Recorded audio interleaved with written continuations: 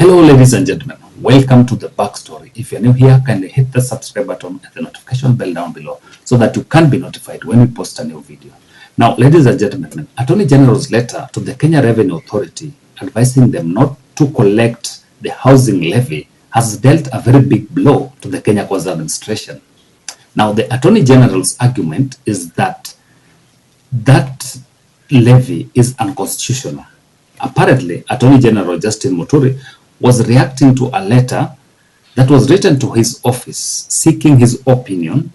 That letter was written by Commissioner General Humphrey Watanga in February. That was written in February.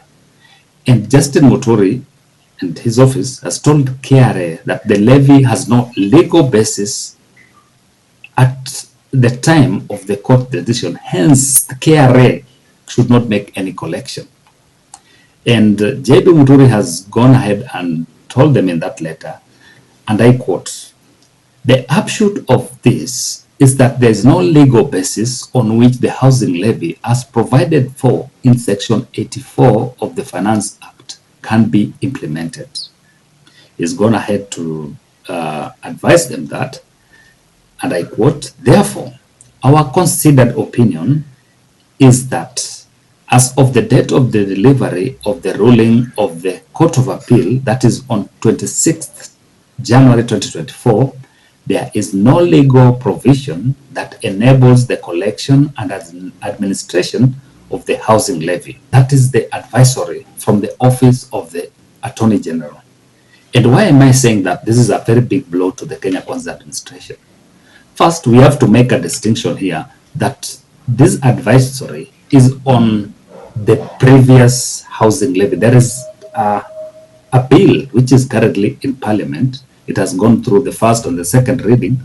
It's supposed to go through the third reading and then sent to Senate so that the Senate can also debate about it. If it's passed, then the president will assent to it. So this ruling or this advisory by the Attorney General's office is on the previous housing levy. Why am I saying it's a big blow to the Kenya Kwanza administration? Now, you find that there are people within the Kenya Kwanza administration who would have wanted the status quo to remain. Because apparently, there are employers like TSC and the Public Service, the Parliamentary Service Commission, that even after the ruling by the court that this levy was unconstitutional, still went ahead and deducted that money from employees. Remember, the Kenya Kwanza administration has been targeting close to 4.4 billion every month that they used to get from the housing levy. So within the Kenya Kwanza administration, there are people who would have wanted the Attorney General to give an affirmative kind of advisory, whereby they wanted employers to continue deducting that housing levy from employees and then remit it to the Kenya Revenue Authority. So this advisory by the Attorney General is a very big blow to their appetite for collection of money from Kenyans. Remember, after the court made this ruling, the Attorney General accepted, and I think it was their advisory, that how this levy was introduced and passed in Parliament was unconstitutional. And in their own opinion, they stopped and they never appealed this decision. The office that appealed this decision was the office of the Speaker of the National Assembly, saying that whatever ruling that was made by the courts were breaching on the rights of the members of Parliament to pass laws, however unconstitutional it was. So if you want to know that there is a team within the Kenya Kwanza administration that would want the status quo to remain, is the fact that there are employers. When this ruling was made, the Federation of Kenya Employers wrote a letter to all employers telling them to stop deducting this levy from employers and from employees and employers as well. So apparently there are other employers like the Teacher Service Commission, the Parliamentary Service Commission, and Public Service Commission that still went ahead and deducted this money from employees. There's a case where Kupet has been complaining and has threatened TSC that if they don't stop deducting that money from them, and if they don't refund that money to teachers, that is by the end of the, then they'll go to court. MPs as well were deducted around 10,000 shillings from their salaries that went to the housing levy. They are public servants who complained that their January salary was given to them minus the housing levy, which was deducted. And when they were contacted, like when TSC CEO Nancy Macharia was contacted, she said that they had already made like a payroll.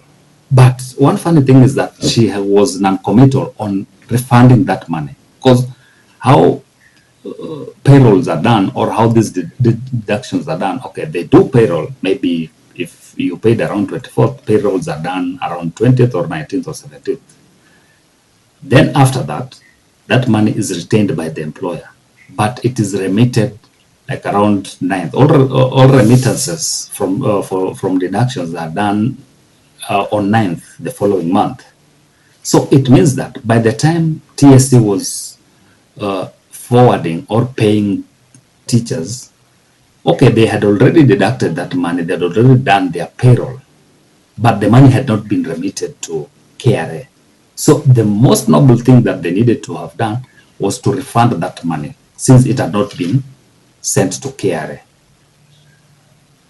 But Nancy Macharia, in her own wisdom, has told Kupet that she's not sure whether she will refund that money to teachers. The same applies to Parliamentary Service Commission, where members of parliament, legislators of this country, were deducted 10,000 shillings that was going to the housing levy, even after that ruling.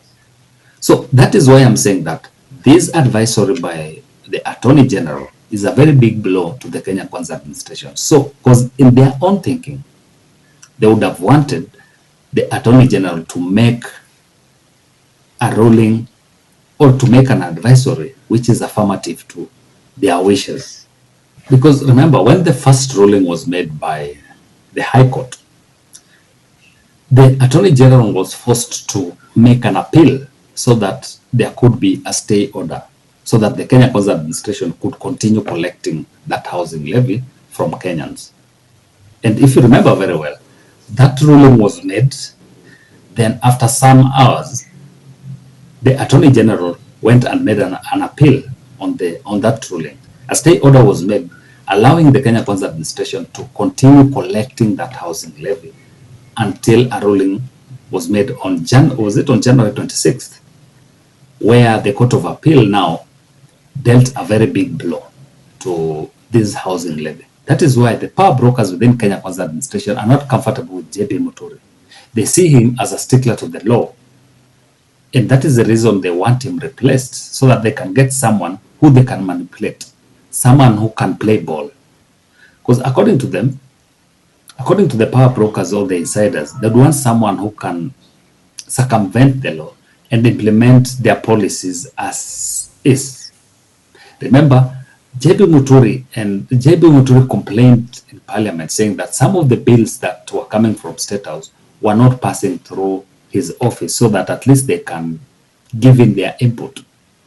Take, for example, the housing levy, which was nullified. There's another levy, there's another bill in Parliament that the Attorney General has raised a red flag and said that it did not pass through his office. So, to me, I think JB MUTURI is now sticking to the law and telling the Kenya Kwanza administration that you either do with our advisory or you be frustrated in the courts of law. Now, there have been talks of a cabinet reshuffle looming. Maybe JB MUTURI will be told to resign or something like that, because according to the constitution, JB MUTURI has a security of tenure of like around 4 years. After that, the president can let him go and get another attorney general. But as for now, they'll have to do with JB MUTURI for the next 3 or so years unless he is forced to resign by the Kenya Kwanza administration. So ladies and gentlemen, that is it from us. Until next time, bye-bye. But if you're new here, kindly hit the subscribe button and the notification bell down below so that you can be notified when we post a new video.